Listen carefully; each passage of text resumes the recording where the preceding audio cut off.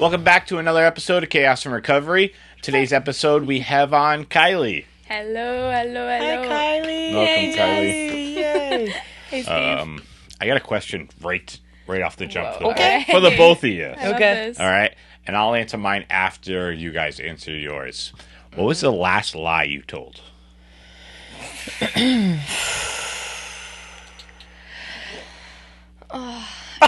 I know it was yesterday. Okay. I just need to think of what it was. Right? Oof. It wasn't a lie. It was an exaggeration. Is that a lie? Okay, wait. Let me think more then. Well, is it? I'm asking you. I don't know. I think so. Okay. I think it can be. Yeah. I need to think about it though. What it was. Do you have yours? Can it be to myself? Well, I think we always lie to ourselves. I don't. Truth. I don't think we can stop lying to ourselves. Yeah. But like we can correct it right afterwards. Yeah. So I don't know. Like, sure, I'd love to hear that one too, but I think the one you someone actually make a conscious decision to come out of your mouth Ooh. is the more important one. Oh. Oh, okay. Yeah. Yeah, I think it would just be what's coming to mind is more of like the hey, I'm okay, like in a passing conversation, or like, I just talked to my mom on the phone and I'm fine, but I don't really feel so fine at the current moment. It's one of those moments, one of those days. You like to do that. The I'm fine. Yeah. I like to do it too. Yeah. I don't really like to. I just think it's more preservation for the breakdown of myself further. Right. So I think it's like a, survival tactic lie to yourself, and then others where it's just like it's positive, reinforcement, affirmation, meditation. It's also easier. It's just easier. Yeah. Right. Yeah. Yeah, it's easier. Yeah. easier. I Convenient. definitely indulge in the I'm all right a lot. I'd just rather not get into it with you. Who knows if you even care? We're just saying, hey, how you doing? Just for my formality. Why get into it? Yeah. Burdens. You try to. Yeah. I've fallen into like I don't know sometimes. Sure. I'm just like I don't know with that question. That's fair. Or like I don't know how to answer that or what I would want to say even. Yeah. Like that can be more honest sometimes than being like great. Yeah. I'm great. Like what? There's no need. Yeah. Unless you are doing you great. are doing great. Yeah. Yeah. Well, I thought of my answer. Okay. And it was actually a lie. I had kind of like these tentative plans with my cousin, and like to go see her, and it's been a while since I have, and I called her the day of, knowing that I couldn't go see her for like 5 days at this point. But I called her the day of, and I was like, hey, this thing came up. When, like, I already had it. I already knew. But I was, like, avoiding and procrastinating, like, telling her that I, like, chose to do something else. Sure. And she lives far away, and I was just like, yeah, no, like, this other thing's, like, more important than coming to see you. That would have been the truth. Like, right. Or, like, this thing, like, is more, like, preferable. Yeah. But instead I was like, yeah, no, my friend, like, I kind of elaborated. I was like, she really wants me there, and, Yeah. it was, like, a thing. And I lied about that. I feel that's, well, I'll just speak for myself. I can do that too. Common. I think that's a very common one. One, we don't want to let them down. Yeah. And then two... Or offend them. Yeah. And it's so hard, dude. Like, just being brutally fucking honest. Yeah, it's almost like in this active preservation of the relationship too. You don't. It's like Sure. you don't want the conflict. Yeah. Because if you feel like you'd be honest about that, you'd have to hear the honesty back, and then that person would just either not be honest and be like, "Oh, that's okay," or "Oh, that sucks. You did that. It sucks that I'm not more important. It sucks that." It's just like, what is the actual real conversation? Yeah. It's like we don't want to deal with any of that. Totally. Yeah. Yeah. And is it necessary to cause that kind of those questions for her, like being like, well, do you care as much as you pretend to often, like, you know, or but also wouldn't it build more trust in the relationship I have with my cousin if I were to be like kind but honest, like direct and kind, and I'm like, sorry, I didn't tell you, you know, a couple days ago, and like really just break it down in like a I care but I'm not going to be there tonight way.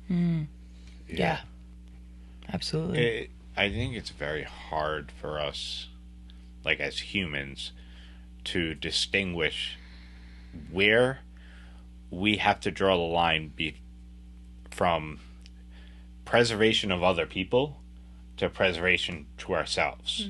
Because we can be like, think we're telling a white lie in preservation of them because we don't want to hurt their feelings, this, that, the other thing. But I don't think it has a lot to do with them. I think it has everything to do with you looking like you don't want to deal with the backlash that could come. You know? Because you've probably already went through the conversation in your head if you told the truth. All right, it's going to go this way. I know it's going to go this way. But we can go both ways with it, too. Yeah, release of control, right? Release of the outcome. Yeah, absolutely. Trusting yourself. Yeah. Trusting the other person to receive your honesty with grace and with respect and reverence. Yeah. Yeah, I lied to somebody this morning about... So I was speaking at a rehab this morning, and I said it was at 10:30, but I told them I was running the meeting beforehand with another counselor also. So I was doing 2 meetings and not just one. And like, I can do that sometimes. I can elaborate on the things that I'm doing well to make it seem like I'm doing extra good. I see. You know what I mean? Yeah. And I don't do it as much, but I used to do it all the time back in the day because I wanted people to know how good I was feeling or doing with this certain thing. So if I exaggerated about it or embellished what was going on, which is, I think, is a lie, and in this case it was a lie, then I think they're going to think more of me. And I want that more attention. I want that feeling of, oh, he's doing extra good today. Manipulating your own reality. Absolute, 100%. Yeah. And manipulating others' reality in return. And it's still, like, I can still, even though drugs and alcohol aren't a part of my life today, like, I can still have those tendencies of, I want you to see better of me. Think higher of you, yeah. It's like the pancake and the waffle thing. Yeah. You know, I want you to think waffle. I mentioned... I don't know what this is. Yeah. So, I was like, yeah. For some reason, it's just always stuck in my head. It's the analogy that I use, but like when I talk about, especially when my brother was in active addiction, it was just like, I would get so frustrated and I would just be like, it's like he fucking tells me he has pancakes for breakfast in the morning when he had waffles. Like, why the fuck do you have to tell me you had pancakes over waffles? Like, they're comparable to, you know? And he would just be like, I can't even understand. Like, what is even the point of the lie? Like, the lie wasn't even for additional, it wasn't to really manipulate me. It was just to manipulate the story. It was just programming. So, I recently learned that, like, on the quantum vibrational measurement scale, honesty is the highest vibration. Sure. And maybe there's something about being so destructive and so, like, so low vibrationally that honesty is almost something that's, like, so rare in your nature higher. Because you'd have to climb from the bottom of the ladder to the top to say something truthful. Yeah. In a moment. I like that. I think for me it was, wow, I was hardwired to lie. Yeah. Lying was my best tool while using. Totally. Because it got me out of certain situations. And I saw, from a very young age, I saw how beneficial it was. I remember a distinct time when I was a child. We were at our old house in Providence. And we had these Asian neighbors that I would go over and hang out with sometimes. And my dad was in the backyard, and I went over to him, and I was like, hey, can I go next door and play video games? He's like, I don't care. Ask your mom. And so I went inside, and I asked her, and she said, no, we're having dinner soon. And then I went outside. I was like, yeah, she said I could go over before dinner. He's like, okay. And so I went, and I got what I wanted. Mm. And then he came over and was fucking livid that I was over there, because I had asked both of them and stuff. But I found the initial benefit to lying. Mm-hmm. Mm-hmm. And I was like, well, now I can do this.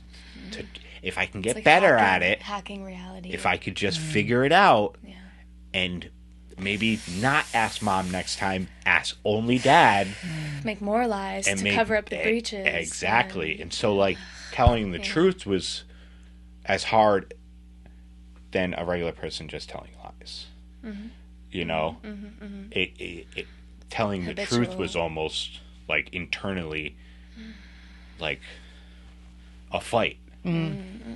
And like Kylee was saying, too, you know, first in the beginning, like, it's just easier, right? And then thinking about the frequency thing, it's like, you know, how difficult it is to actually pull for that higher frequency, because you don't have it. You know, that energy is now, you're pushing that energy further and further away. So this low vibration action is just accessible all the time now, you know, where you're just pushing that as a farther thought, and it's, you know, feels harder to do, harder to climb to that place. Yeah. And all these vibrations are like entities that are hungry. Like dishonesty, like when you feed it, it just gets hungrier, and like it gets stronger, and you're being, you know. Let's talk about the rice guy. Didn't you bring this up? Yeah, there's a guy on online.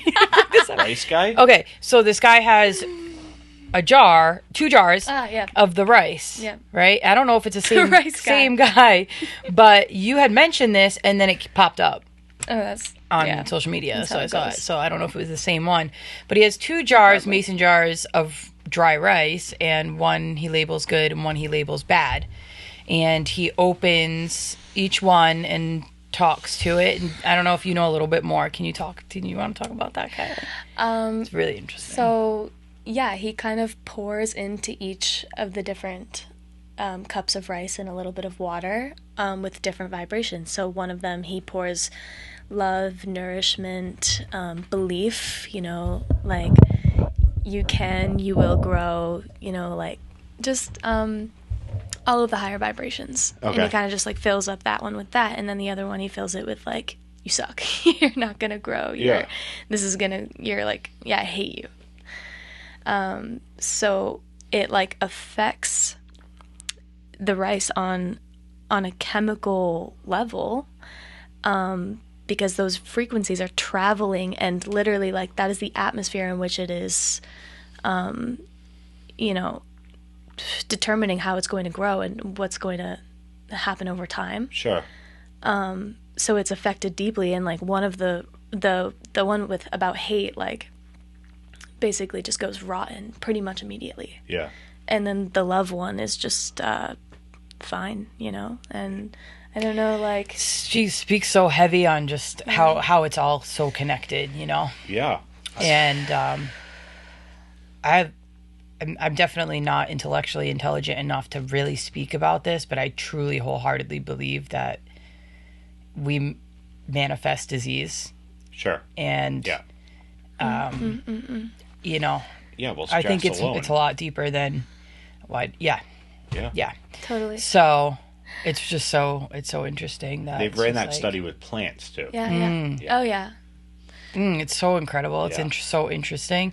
Yeah. I also think about this. There was that Netflix. Oh, I probably shouldn't say that anyway. Anyway, there's a show, and it was say Netflix. They took 2 control groups, and they were plate spinning. They were teaching them how to plate spin. So they like taught 100 people how to plate spin. Yeah. And then they split them up into half, and they let 50 people go, and they were like, you guys were the worst plate spinners possible.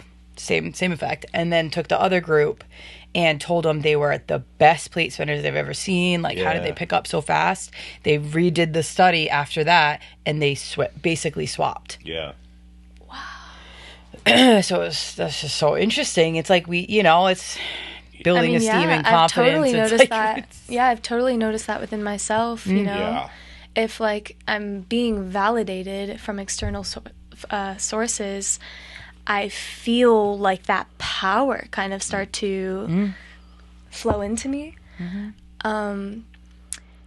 And, yeah, I guess, like, as individuals, we have the capacity as well to form, like, an energetic boundary so that it's not so easy to affect us with that kind of language, you know, and like someone speaking negative things to us or positive things. Like, the goal for me right now, something that I'm working on, is like getting a lot better at just regulating what I'm taking in and what I'm not, you know, and just like making like conscious decisions. And you have to have the awareness of energy in order to make those decisions, because otherwise you can just like, if you don't feel the power in someone saying something negative to you, if you don't feel that coming, right? If you don't feel the force approaching, you can't fight it with anything. Yeah. So you need to understand the weight, you know? Yeah, absolutely. Like you said, conscious decision. You know, it's a conscious choice to... I think it's just the awareness of how it all works and how it really affects us. And then there's the conscious other side where it's like, oh, okay, actually, you hold all of the power. Mm-hmm. You hold all of the power to be honest, to be the liar, to be sick, to be healed. Sure. And I think to be good or bad. I think a lot of people do it too with like news stuff. Like just like how much what you put into your body physically, as far as foods and drinks and stuff like that. I mean, it can have the adverse effects for you. And the same thing with like watching mainstream news. Mm-hmm. It's on there to literally be fear-mongering. Mm-hmm. There's nothing there's very little positive that comes out of the news, you know? And I see a lot of like, say old timers, but like old timers that watch the news all the time, they're just fucking miserable. Yeah. Because they think the world is just a pile of shit and everything, because you're getting fed all of this fear-mongering, this negative attitude, this negative whatever. But like, and now with the younger generation, with doom scrolling and all of this, it's just like constant... We have to be careful of the intake. It's just so much intake. So much information. And I'm fucking guilty of it. Yeah, we all are. I try to really keep it like to things that are making me more aware, or things that are interesting and more on the more positive side, or like, you know, now my algorithm is like, it is the corny quotes, but it also is listening all the time and transforming with you. So that's the creepiest part. But like, especially just where I'm at personally in my life, like I'm on the mental health side of the algorithm. And so it's the amount of information that sometimes seems super beneficial and I'm learning versus how much is just contradicting ideas and misinformation, and then you have to do your own research. It just becomes a really big rabbit hole trap sometimes where I'm like, oh, this is why I hate this shit. Absolutely. And your algorithm feeds what you want to hear too. Like I was watching this documentary about the algorithm difference of like a couple, and they looked at the guy's algorithm and they looked at the female's algorithm, and how the man's algorithm had a lot to do with not negative talk about females, but like what certain things they do wrong and how they do it. And then the woman's algorithm was the same thing, just absolutely reversed. The same topics, the same negative things that men do and stuff like that. And it's just, you have these two competing factors of these two people who are getting justified and validated from their phones about how the other is doing terrible things to and what 1000%. This is the Yeah. yin. This is the yin yang in denial. Sure. This is the unhealed feminine and unhealed masculine engaging in a relationship to try to become whole. And there's like Yeah, but even healed people can get trapped in this fucking design. You know, because they can be on one subject and just be fed everything that validates them and then never be able to listen to the other side. And I think it's very hard for people to listen to both sides, especially when they want to be right. Well, define healed. There is no healed, Right. in my opinion. There is people that are, I mean, healing is a constant transformation of self. There is no, okay, I'm healed today. There's a 24-hour period of being healed. If you wake up in the morning, you make your bed, you go for a walk, you start your day off amazing. But your healing doesn't take over from yesterday's healing when you wake up. You got to wake up and start the healing all over again. You know? I don't think we completely heal from anything. Just like grief. We don't completely heal from grief. I think grief stays with us, but we learn to be okay with the grief. Right. There's an integration. It doesn't get harder for us. I think you can stay sick, but I don't think you can stay healed. Unless you're doing daily work every single day. Yeah. What do you think? Interesting. I think that healing is continuous, like you said. Like, it's an ongoing journey, and it changes so much throughout the process and the things that you're enduring. I think it's an integration of these parts that hurt, and I think it's feeling. I think that what healing truly is like feeling everything that you need to feel. When we talk about relationships and the feminine and the masculine, I find within myself as like a person that tends to like focus more on solitude in my life right now and not entering relationships, because I have this feminine and masculine that feel like they're already in a conversation within my own being. And I think that the more that they find like the center and they find like kind of love between the two forces, because we all have both forces, and I think that can be one element of like true healing, is understanding the oneness that you actually already are, without needing anybody else to step in and complete your ecosystem. So yeah, I think healing is like also waking up to that acknowledgement of the nature of who you are, and being okay with like letting go of it at the same time, and like not fucking taking it too seriously. And yeah, I could go on and on about all the different voices that are talking in my head, because it's just a lot of, you know. Again, I believe it's a conscious choice, and that's what, you know, I don't think we're conditioned to know a morsel of what we should about ourselves, and I guess like the existentialism in being in this body and a soul, and, you know, it's all infiltrated information from your environment, you know, nature and nurture, and then everything, the everything that our previous generations experienced, what culture we're in, where we live, what religion and faith, what spirituality, all of it, what you're experiencing. I think that until we actually start to understand or awaken these parts of us, that that is pre-healing. Yeah. And then everything that you encompass for the rest of your life after is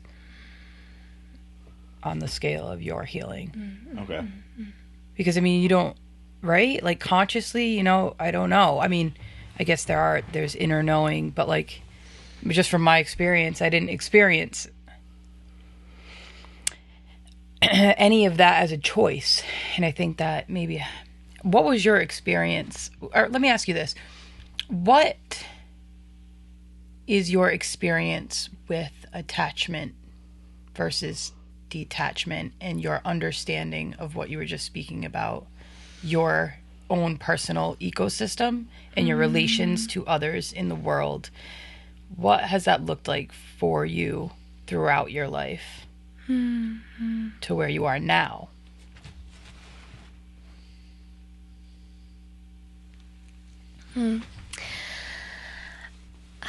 I think attachment comes in so many forms. I feel like I get really attached to these personas that I engage in within myself, like past versions of myself, and sometimes I get attached to the story of like, when I was experiencing this, or when I was with this person, or feeling these things in the past, I really liked who that was, and then I kind of get overly nostalgic and attached to these like past versions and maybe future versions of self, and I think I get attached to the seriousness of the puzzle of figuring out what is happening within my being and who I am. And I think like a thought that I had while you were talking about the thing about healing is like, maybe it's just taking everything less serious. Like maybe healing is going back to being a kid and going back to playing and feeling like the joy that's like just naturally here all the time. Yep. Yeah. I think I think when we talk, you know, the word of feeling and emotions have come up a lot, and then also like consciousness and subconsciousness. I think healing has a lot to do with not taking your emotions and feelings as gospel. As the whole story. As the whole story. There is logic. Yeah. That needs, and I think the logic is the consciousness. I think your subconscious, the observer, the subconscious is your emotions and your feelings, and they're not always right, and majority of the time they're not right. At least for me. Or they're not true. They're coming from they're coming stories, from a place of feeling disrespected. Narratives, right. Or egoic. Or sadness or past situations. You're saying the conscious, right? No, I'm talking about the subconscious emotions. Emotions. Yeah. I'm talking about and where they come from. What's the source? Where they come from, and they usually come from Ego. 9 years old. Ego. Ego from a past experience that you're bringing into a relationship now, that you're having either with yourself or with another person. And it's so hard to distinguish which emotion you can trust without placing logic in the middle. Logic has to be my best friend today, because I cannot see or stay healthy without it. Also, in deciphering what people say to me, I have to think logically. I can't think, oh, that one word triggered me, so now I can't hear what you're saying. Right. Or your tone just triggered me, I can't hear what you're saying. When you say taking it logically, do you mean that, like, okay, I'm taking this, like, let's use a very specific sentence. Yeah. I have to go to the store. Okay. For 5 minutes, be right back. Logically, meaning there's no deciphering what they're saying. What they say verbally is what you're taking at face value. Okay. Well, let me use a different scenario. Okay, great. Okay. I don't think you should go to. I'm going to talk to you. I don't think you should go to your ex-boyfriend's house. even though you want to. Subconsciously, there's feelings of, who are you to say that? Who are you to tell me? I am my own person. Yeah. Blah, leave blah, me the blah. fuck alone. Yeah, if I have the will and it's ready and I'm like... Right. And you can't hear logic at that time. 1 minute removed from that conversation, logic seeps in. Oh, fuck, they're right. But we don't experience logic first. We experience defensiveness and disrespectfulness and sadness, and I'm ready to fight you because my ego tells me I need to stick up for this. Maybe logic comes after, like you're saying. Oh, 100%. And wisdom comes in the, like, right as it happens. Like, if there's developed wisdom, that will take the control, and that will tell you, take a breath. Go talk to logic. I think wisdom is the bridge between, like, the emotion and logic. What's wisdom? I don't know. Experience. I don't know. I don't always think that. I don't always think it's experience. You don't Trust. think so? I think it's Listening. It's listening. listening. It's presence. Sure. But removing yourself. Logic is experience. And allowing wisdom rather. in. I don't think so. What is it? I think wisdom is experience, and I think logic is truth. I think the reverse. Yeah. So when I speak about which is cool because wisdom feels more like feminine and logic feels more masculine. Sorry to interrupt, but go on. Ooh, interesting. It does. Think so? Yeah, I think so. Yeah. So yeah, I have like pretty much base level logic. Same. I'm not gonna lie, like it pisses me off. Sure. I don't have logic. Well, let's like it's absolutely sickening. It's kind of fun. In the middle of my Impulse feelings, I'm just like, divine. my inner self is just screaming for logic. I'm like, please come to me. Dude. All right, so wisdom, the ability to discern or judge what is true, right, or lasting insight, common sense, good judgment, the sum of learning through the ages, knowledge. So like... Knowledge. So like, I'll... Not to say I want to like put a stamp on it and not say I'm right, but like the last one with the sum of learning through the ages, like that spells experience to me. Okay. Yeah, that does spell experience. I don't think it's experience though. I think it's knowledge because experience is your. How do you obtain knowledge? Through your past experience. Yeah, I get it. I think it's just can be hairy words is all. I get what you're saying. Yeah, I do. Sure. And I agree. I think it's, but experience, again, my experience sitting in this chair for 1 minute is never going to be the same as her experience. 100%. So I'm thinking, I'm thinking that, like, I think of, Never mind. I'm going to let that one go. Yeah? I'm confusing myself between the two. I just think that, I don't know. I think wisdom, I only experience wisdom when I put my experience away from it. I think it's more of this, like, truth, the truth, whether I want it or not. Like, a trusting in, like... Yeah. Whereas logic is more like... In my head, logic is like, this is the logical thing to do right now per scenario. Yeah. You know, logic is like, it makes sense. Yeah. And I think it's a common misconception. Like, I think the definition that you came up with, like, or that you looked up, is, I think it's a common, like... blurred line between wisdom and logic, of course, you know, because they feel very similar. When you were reading the wisdom one, it felt like you could have been reading the logic definition. It was very similar to what I would imagine. But I wonder, you know, like for me, wisdom sometimes feels like a voice from a higher power or from the energy of nature, or, you know, it feels like an external source or like a higher intelligence that I'm communicating with because I'm present enough, I'm listening enough, and my heart is open enough. I do agree. I would also agree. I think logic and wisdom are two totally different things.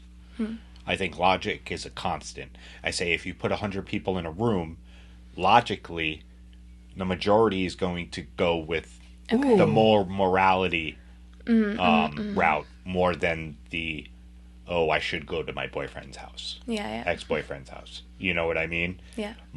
If they knew the backstory and stuff like this and it wasn't a good idea, majority logically would say. And then you bring in wisdom, and you're going to have 100 people with past experiences who that think lead them in 100 different directions. Where they're going to go in 100 different directions on if this is right or if this is wrong. Yeah, I see what you're saying, yeah. And so, like, the wisdom is the variable for everyone. Everybody's wisdom is always going to be different, but I think the majority, logically, the consensus is always majority going to rule in a certain path. Mm-hmm. Do you believe in wisdom being a communication, like in you becoming the vessel for it to come through? Oh, yeah, I believe you have to be to grow. I believe if you don't work on wisdom, there is no growth. I'm saying, do you believe that it comes from a source external to yourself? Not external. I believe I believe in higher power, so I believe there is teachings that we learn along the way for a purpose. Absolutely. Yes, you know? I definitely do. And I also think there is, like, you know, I'll just take it biblically. There's the Bible for a reason, and people have learned paths and learned morality through this Bible that have been, you can say, from a higher power, which I say is a higher power.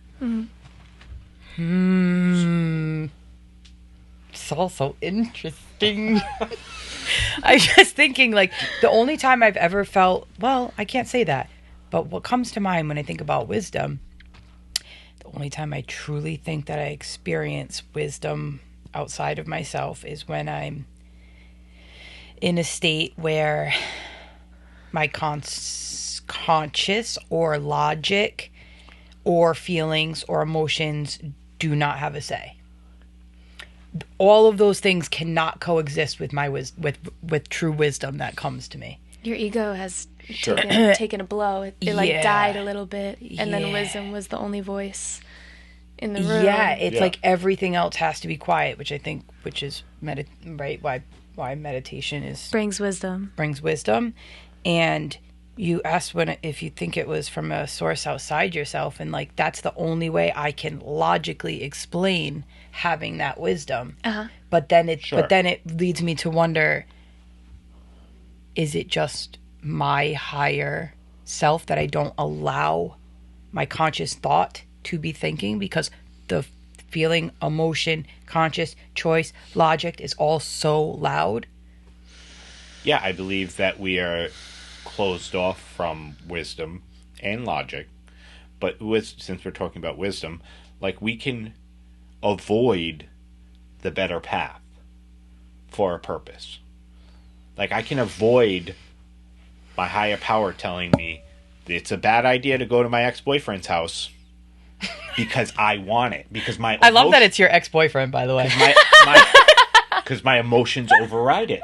I want to feel this thing again. I want to hold him again. And so my emotions override wisdom. And I can't listen to it. I need to avoid it to let this feeling live. Totally. And then we see, like, the way that conversation goes. Like, it's an ongoing conversation. If you received some a guidance from your higher self, like, you received a very clear message, right? Like, we've all felt that feeling. Sure. Of going against, like, a sign. Yep. Going against, a very clear fucking green path, green flag. And you kind of always are like, damn it, I won't do that again. Yeah. Pretty much every time I've been like, oh man, I knew and I didn't listen. Yeah. Yeah, it's interesting. It's almost like you have to, you shut it out until you have the experience, and then you're like, okay. Right. I knew before too, but it's funny. It's like the layers of it, But I had to learn that I should trust the convincing. It. Yeah. Yeah. We can convince ourselves of anything. Of course. And it's all emotions that convince us. It's not logic. It's not wisdom. And like, so when I hear people, especially when I like sit in groups and stuff, and I hear the constant just talking about emotions, just talking about feeling, I just scream inside because I get that spot that they're in. They are totally blocked off from growing if we're constantly just talking about emotions and feelings. Mm-hmm. I can never move on to that next step. Mm-hmm. Yeah. And then you move on to the next step, and it becomes more painful to experience, and then you're feeling the emotions more than if we allow it. Yeah. You don't have to let it allow. Yeah. Well, yeah. Because we allow our emotions to get worse and worse if we want them. Mm-hmm. Like I can. Yes, yeah. Yeah. If you choose to not do something about it, but right. I don't think it's a conscious choice to like. Well, yeah. I mean, I guess it can be. I can avoid certain feelings. I can wake up, not go to a meeting, not call my sponsor. Yeah, those are action step choices, though. To avoid. So it's not. Wait. Okay, yeah. I cannot do those things. I cannot take a walk in the morning. I cannot talk to my kids, and I can feel like absolute garbage. Yeah. I could know all the steps to avoid myself from feeling depressed and sad in that day. And if I don't do all of those things, I will feel sad and depressed. So I have the power to not feel sad and depressed today. If I want to. Yeah. People go, you go over somebody's house who's having a bad day. You say, let's go take a walk. In those 15, 20 minutes, I bet you they're going to fucking feel a lot better. Oh, 100%.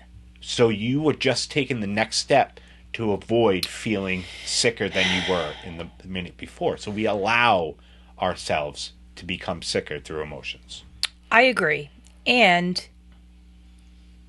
now we now need to lean on not logic or emotion, but inner wisdom to know when the feeling and the sitting with the pain and feeling emotions are necessary for your growth. Because a lot of us, there's this very blurred fine line of taking the step outside and going on that walk to feel better, to be more productive, but then it's a fine line of avoidance. It's a fine line of.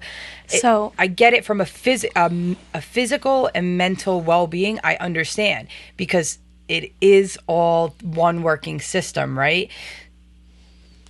So it's a very weird, blurred line, but you have to process emotions properly. I'm not saying you get rid of them by taking a walk. I'm saying you avoid getting sicker.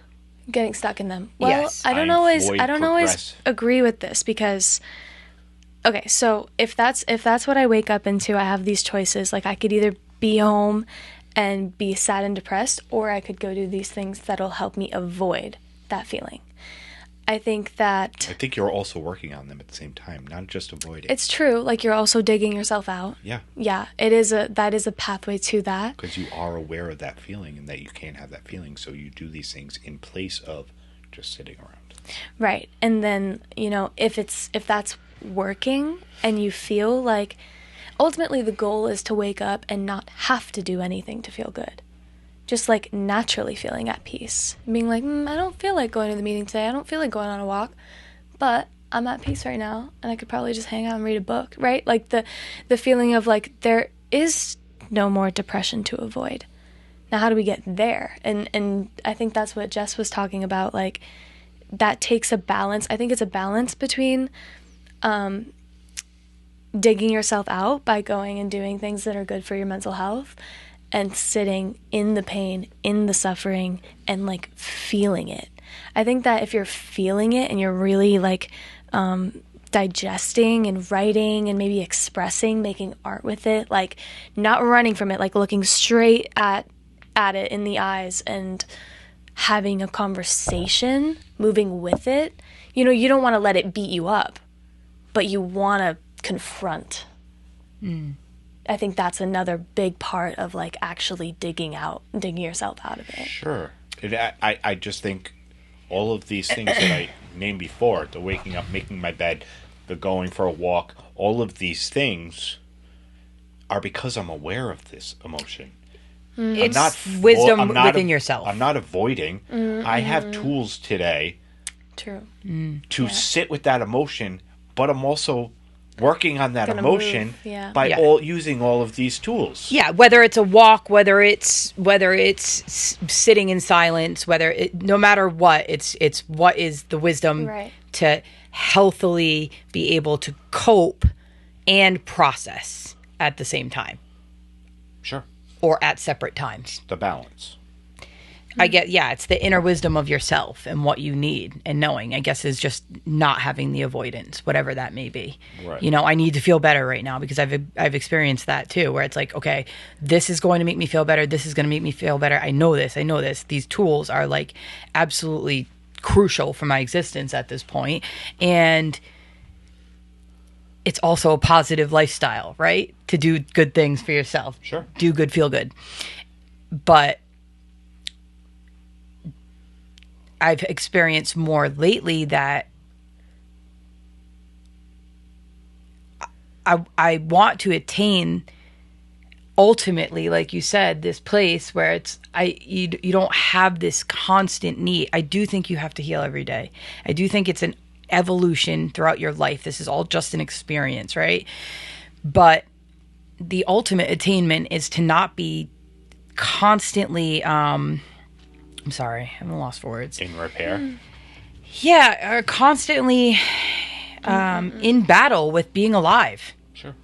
You know, and I think that because of a lot of our experiences in lack of our own awareness and confusion state of what's going on and what it all means, et cetera, we haven't, you know, we need to be in these places, right? But it's pretty unnatural, you know, like we're kind of this society, humanity is like in overdrive all the time to attain okayness in one way or another, whatever you think that is, however you experience life, we all just want to be okay. Wow. And wow. I don't know, you know, at the beginning of time, but they woke up and they weren't like, nobody was in constant overdrive of what I need to do. It's just our conditional situation. You know, it's not natural. Like we should wake up and just we exist. And at the same time, we hold shame over that because it's so hard to say when we're not okay. Yeah. So it's so hard to like show people like that we're not okay. Like I often like when I feel down or like unmotivated or depressed or angry, that's when I feel like hiding the most. And it's like it takes really conscious vulnerability and effort to share that experience with somebody and to actually unmask myself in those spaces when I feel so whatever it is that hurts. Yeah. It's a very tough place when we look at, okay, I need to sit and feel this emotion. And we have this understanding that if I don't sit and feel this emotion, I'm not working on this emotion. And in my experience, I think that's bullshit. I think sitting too much with an emotion is just as toxic as not working on the emotion.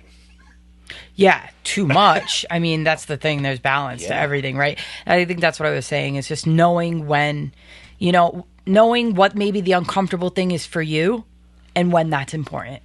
Sure. You know, because like the okay, is that logic? And you know wisdom, by like that's surfing wisdom. a wave. That's wisdom. Your body tells that's wisdom. You. Right. And it's hard to listen to that because I always want to go to the other side. Sure. You know, I want to go to the logic or the emotion. Okay.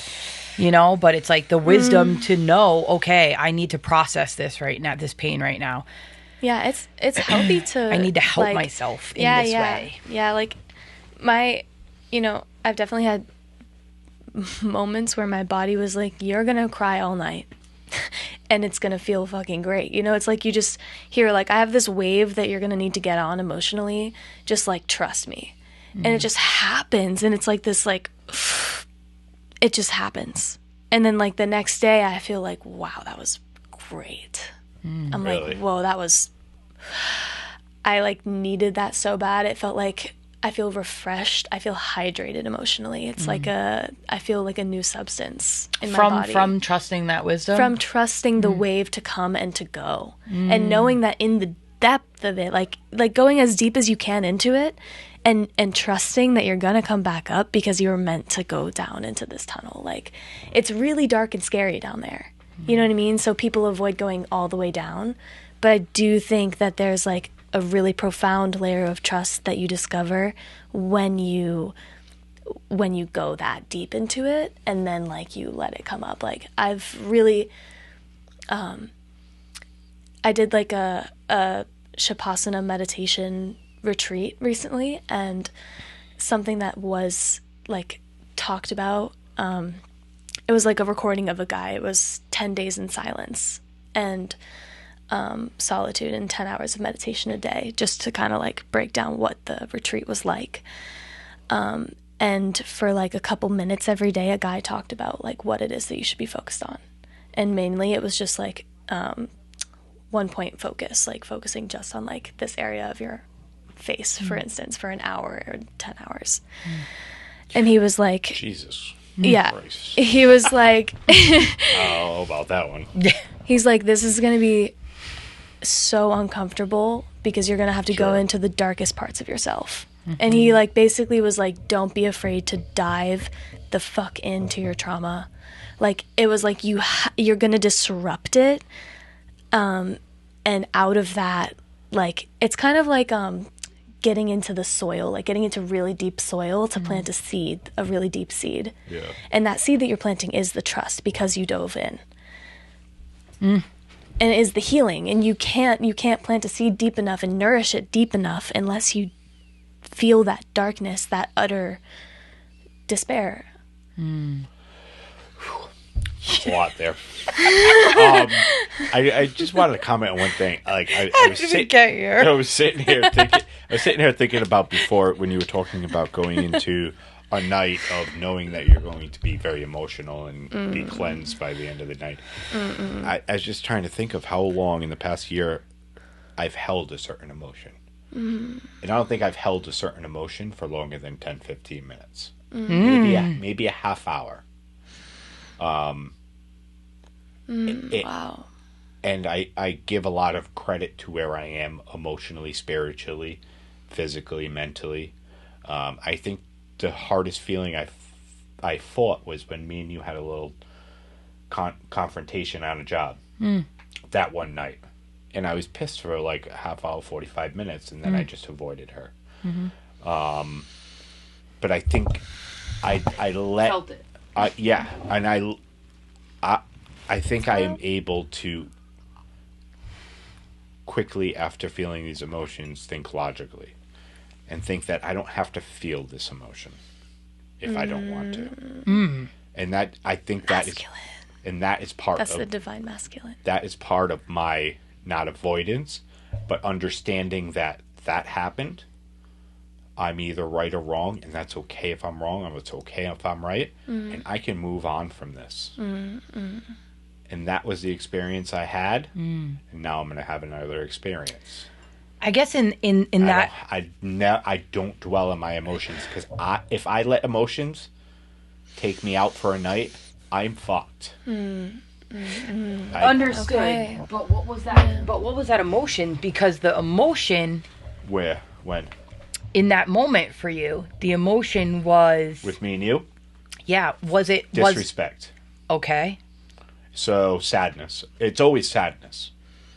It's always fear of sadness in lieu of feeling disrespected. Understood. But were you feeling sad, or were you feeling disrespected? So it was a negative emotion to your ego, not to the truth. Disrespected isn't an emotion. I'm just saying whatever you were feeling, resentment, disrespected, you were feeling... Yeah. Well, all of those things. But at the core of it, when I strip away the onion, there is always the sadness sitting there. Absolutely. but were you sitting with the sadness, or were you sitting with the confirmation of all these feelings and anger you were feeling when it really was the sadness? Yeah. So what emotion did you walk away from within 30 minutes? Sadness. Okay, so you sat and processed that anger. Sadness? It started with anger. It always starts with anger, I think.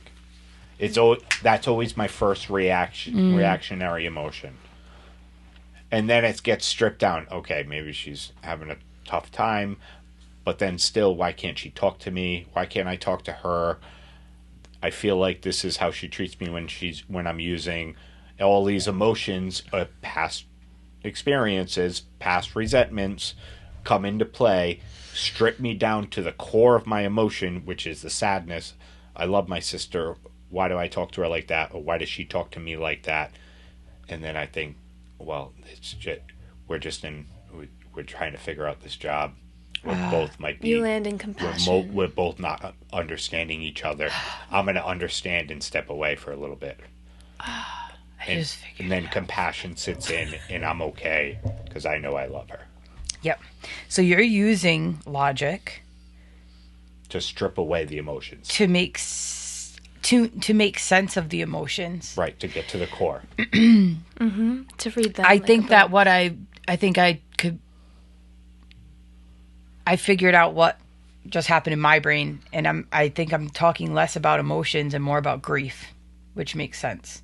Because when I talk about sitting with, I don't know, it's also fucking confusing. It's all like an existential conversation that trips me out. I think it's the same exercise, grief and emotion. Yeah, but I when I sit with when I'm saying you sitting with the pain and not distracting from the pain, or why does the pain keep coming when I'm doing all the positive, whatever. I think I'm not talking so much about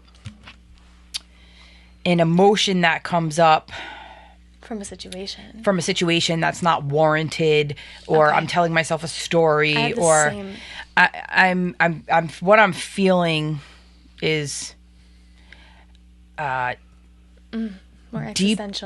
existential emotion. That's the emotion that I think is. Explain that. Can I? Yeah, please. I don't know how to explain it. When you talk about when you wake up in the morning and you don't do any of those things that make you feel good, okay, and you end up in the sadness and depression. Yeah. Now, how do you logic yourself out of it? I didn't do anything for myself. Poor me. I'm just going to sit here. But then you sit. Yeah. I sit here. I don't want to get up. I didn't do any of the things that I know are healthy. So I am just going to sit here for the day and feel sad. So if you don't do anything with it, do you think that you could logic yourself out of it, even sitting in it? Or you need to get up and do something? But he is doing something with it. He made the decision to feel like shit about it. I already know I was there. But what comes after you make the decision to sit and feel like shit about it? I go to bed. I eat enough and I go to bed. And when I wake up, when I wake up, I reprogram myself. But then that's hours that you spent in that emotion. 100%. But I don't feel like that's an emotion. I get what you're saying. But I do things in the meantime to avoid myself from the emotion. I know I'm here. So now, okay, how many movies can I watch and how much food can I you're just eat? doubling down. You're choosing, instead of getting up and making your bed, you're choosing the other thing. 100%. So they're both feeding the emotion. Yes, 100%. Either way. So you're choosing to feed the emotion. Yeah. But it's not, I don't know how to say this to make logical sense, but it's not. There's no way out. It's no not. way out of what? Of, like, it's like a deeper, there's ways to, like. I think there is always a way out. No. I'm talking transformative. Like okay. I didn't mean it like there's no way out of like but it transforms, like this existential sadness, like it just changes forms all the time, but it's like it is at the core. It does. I guess it doesn't feel like a. It's always a choice, right? Or in the same situation. He's like, I don't know what's going on. Well, I'm asking, like, I feel like this episode is going to be a lot of like honing in on like. Remember when you did like the hone in on my eyes? Yeah. And it's going to look like an absolutely insane person. Well, I think what I'm talking about is there's situational emotions that you experience all day long. Yeah, of course. Then there is like life circumstances that alter your emotions for periods of time. Yeah. And you work through and process this grief or sadness based off of conditional life circumstances. From there, you evolve into the next part of your life, or you choose to stay. There's always a choice out. Then there is a culmination of emotions, experiences, and all of life existentially, not just circumstantially, that breeds in the core of you that are much more long-term existing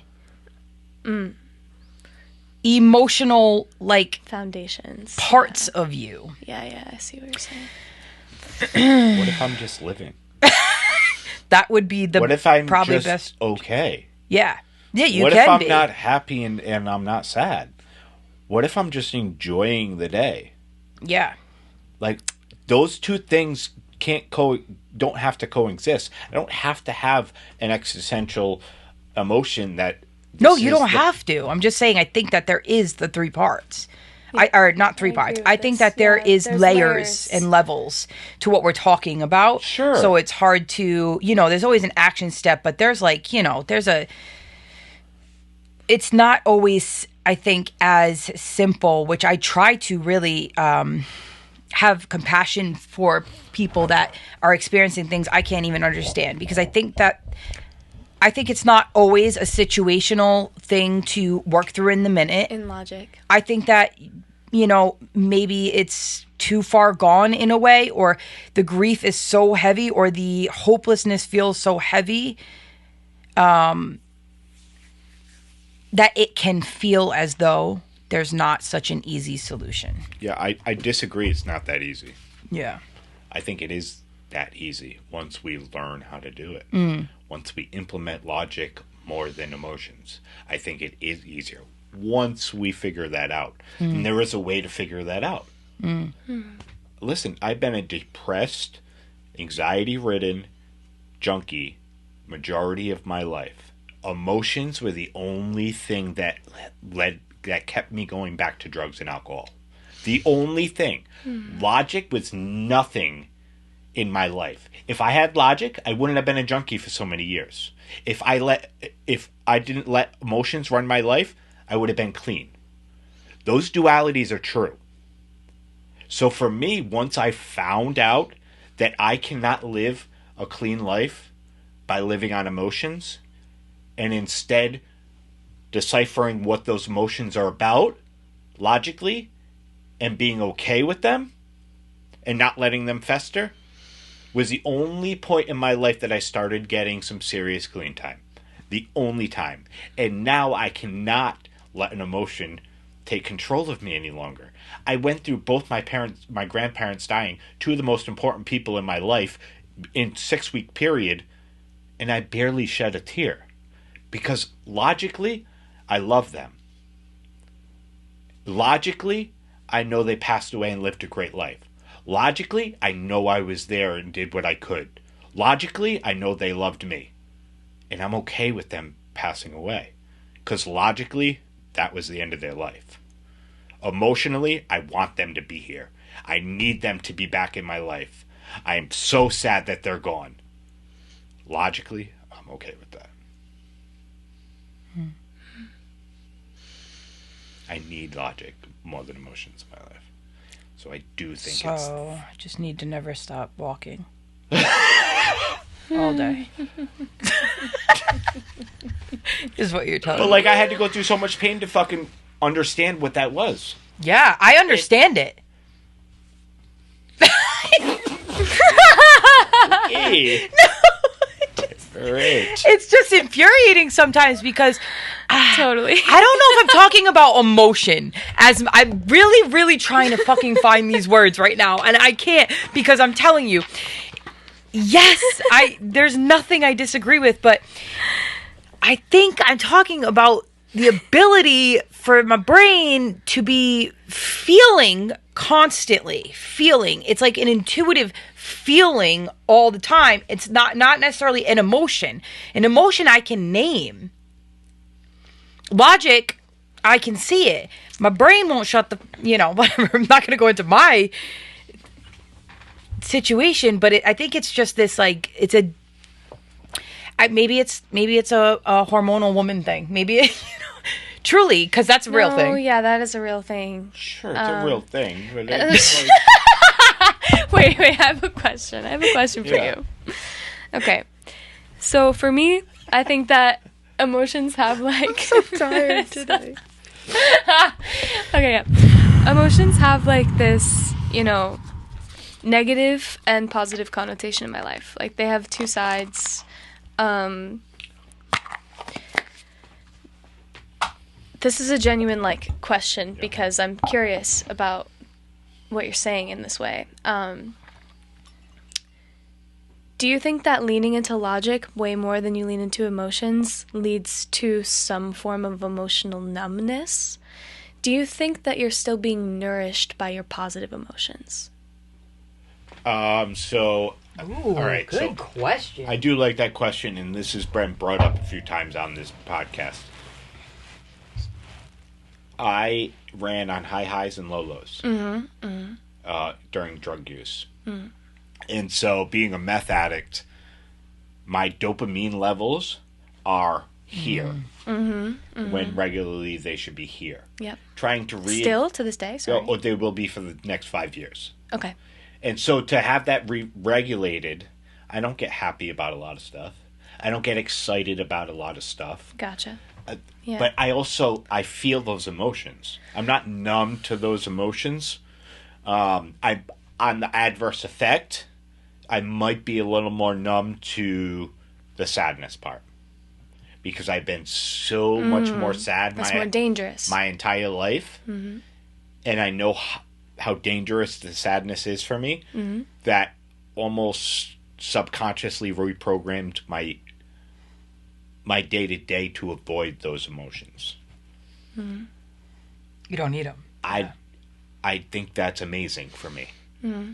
I think I need that. Mm-hmm. I'm not avoiding those emotions because they do pop up. The sadness, the feeling disrespected is a huge one for me. The not being taken seriously is a huge sadness emotion. Not feeling like people validate me the way I need to be validated. Mm-hmm. A huge sadness emotion. Mm-hmm. I don't avoid them. They are there. I don't fucking look at them. I'm not honing in on them. Like, I'm okay with people most of my sadness comes from other people. Mm-hmm. Mm-hmm. I feel disrespected. I don't feel like I'm wanted. I don't feel like I'm needed. If I let that keep me from enjoying my day to day, then I have a very serious problem. Mm. Drugs and alcohol are my best medicine, and those are what I want to turn to. Right. Still to this day, being a year sober, I still think about using drugs every day. Mm. Not because of emotion anymore, just because I like it. Mm. Just because I can taste it still. I can remember the feeling.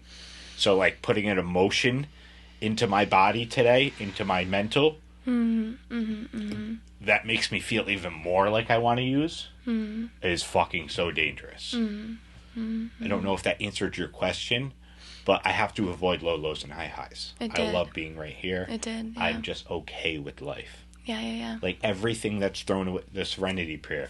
God, grant me the serenity to accept the things I cannot change. The courage to change the things I can, and the wisdom to know the difference. I have to know that is true. Every part of that. Because I designed my world. I designed how I feel. And that's why I say I think it is that simple. To take logic over emotions. And to know and to trust my process. Yeah, it's like, I think that it's even more simplified for someone like you that you don't feel as though there's really an option to go here or 100%. Here. Like, you know, Jess and I were like, oh, like, we got the full range of fucking, like, we could, you know, it's like, because it's not like dangerous for our, like, health as much, you know, as for his. Well, you're pretty good at that. No, I get what you're saying, and yeah, that was really well said, and that like brought me back down, made me understand and agree. I feel a lot of the same things that you were saying, and I think like just your visual, like that, it just helps my brain. It's also the notion of simplifying, you know, and I'm just very, very, very, my brain tends to get extremely overloaded, even doing the simple actions to, you know what I mean? So maybe it's just, like you said, it's that constant, that regulation, and it is, you know, these levels are dangerous. I'm a high-low person as well. And so it really makes sense to understand, like, that fine line of avoidance versus choosing to not feel this emotion because I don't need it right now to operate at my best, most balanced self. And I definitely I got caught up and I confused the fuck out of myself even thinking about it. And a lot of times when I'm experiencing these emotion versus logic moments, I don't think my brain is at the place where I can really clear it and be, have that just simple moment of logic, be like, I'm here, this is where my nervous system is right now. These are not beneficial. I can leave them away here. Yeah. You know, for me, that just works better in my brain to say, okay, I actually don't need your sadness right now. I don't need this, because it does come from pulling back from an emotion experience in the past, or a feeling or a fear, whatever it is that I'm utilizing to access those emotions. Yeah. Just that balance of regulating and taking what I need and what I don't, you know, and sometimes that's harder than it seems because it's the first thing that comes up, you know, the emotion's the first thing. So I want to feel really happy right now, or I want to feel really sad because that's what's coming, you know. So it's just putting a choice behind it. It's all choice, you know, and practice. But also being okay with how you're feeling. Yeah. Like. Well, yeah. That's logic. That's a form of sitting with your emotion, being okay with it. Yep. Like, I'm really low. I just want to be high. Well, bitch, that ain't gonna work. That's just gonna make you feel even more sad because you're not Resistance, there. Yeah. Or like, how often do you think you live in the present day? Not often. In the present moment. If we live in the present moment, I love that this is coming up. If you live in that consciousness, you don't have these emotions to distract you from today. Yeah.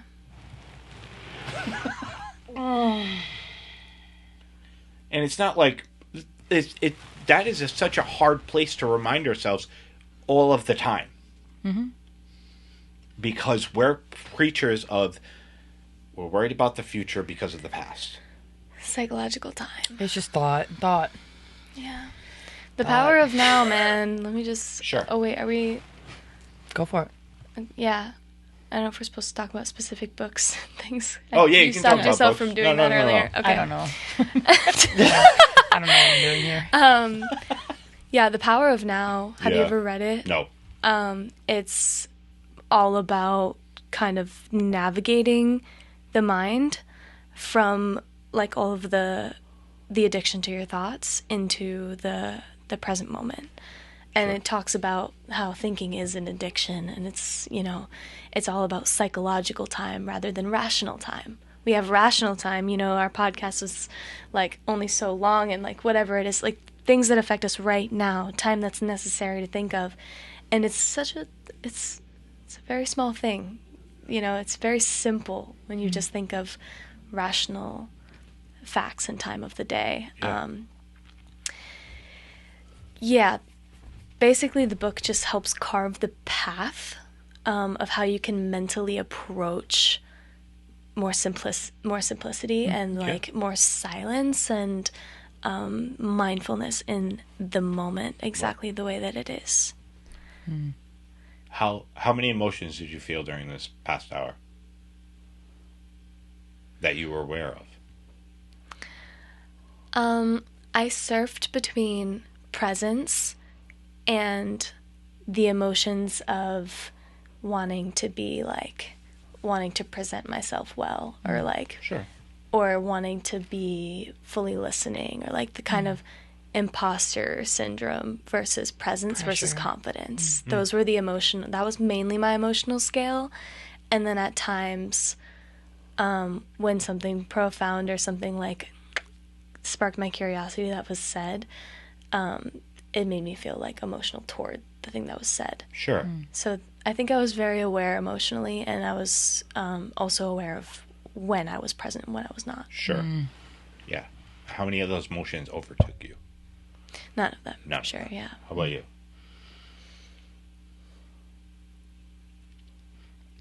None. All right. Just confusion. Well, that's fine. Not emotion. Just but like none of them were like nothing. Yeah. But that's we've just been present for the last hour and a half almost. Constantly just worried about what each other is saying, and then what's being said back to us. And how do I compute that? How do I listen to that? How do I respond to that? Because we're only listening in the present right now. And like, so these are some of the things, like I say, make your bed, go for a walk. Like, we're present in those actions. And in those actions... Sometimes, man. Well, you get what I'm saying. Whatever it may be. Sure. We could try Choose to be. The present. We could try to be, yeah. Yeah. I have days where I don't even have a present moment all day. And then I see it, and I'm like, oh, whoa. That was a chaotic fucking mental day. Yeah. That was a brainy ass day. Yeah. Yeah, it's important to just remember, for me especially, that it's like, it's just every day is a new day too, you know. Not a new day, but it's all fleeting. Yeah. The impermanence of it all is super hard to stay with. Grasp and fathom. Yeah, but cool. Yeah. Impermanence. Love this. Well, Kylee, thanks for coming on. Kylee, thanks for sharing. That was some deep shit. Thank you guys for having me. I enjoyed the conversation. Me too. For sure. Thanks for coming on, Rumi. Woo! See you later, guys. Bye. Stay present. Yep.